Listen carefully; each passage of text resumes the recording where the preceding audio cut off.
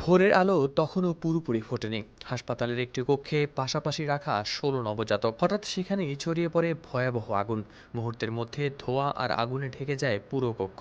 শেষ পর্যন্ত জীবিত উদ্ধার করা গেছে মাত্র একজনকে। পাকিস্তানের রাজধানী ইসলামাবাদের একটি হাসপাতালে এই মর্মান্তিক অগ্নিকাণ্ডে প্রাণ গেছে অন্তত ১৫ নবজাতকের। ইসলামাবাদের Pakistan institute of medical sciences বা PIMS হাসপাতালের স্ত্রীরোগ ও প্রসূতি বিভাগের ওয়ার্ডে ঘটেছে এই ঘটনা। বুধবার হাসপাতাল কর্তৃপক্ষ নিশ্চিত করেছে এই তথ্য।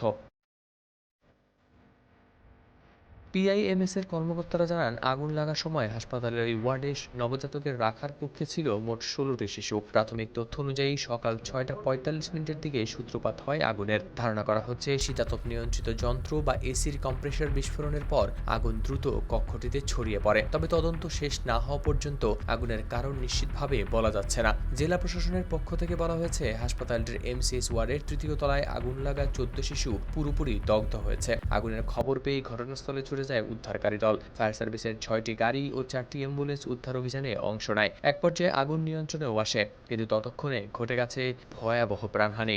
এত বড় প্রাণহানির পর কিভাবে হাসপাতালের নবজাতক ওয়ার্ডে আগুন ছড়িয়ে পড়ল এবং সেখানে অগ্নি নিরাপত্তা ব্যবস্থা যথেষ্ট ছিল কিনা সেসব খতিয়ে দেখতে তদন্ত শুরু হয়েছে। অগ্নিকাণ্ডে অতিরিক্ত উপকমিশনারের নেতৃত্বে একটি তদন্ত কমিটি গঠন করা হয়েছে। কমিটি আগুন লাগার কারণ খুঁজবে এবং কিভাবে ঘটনা ঘটল সেটাও খতিয়ে দেখবে তারা।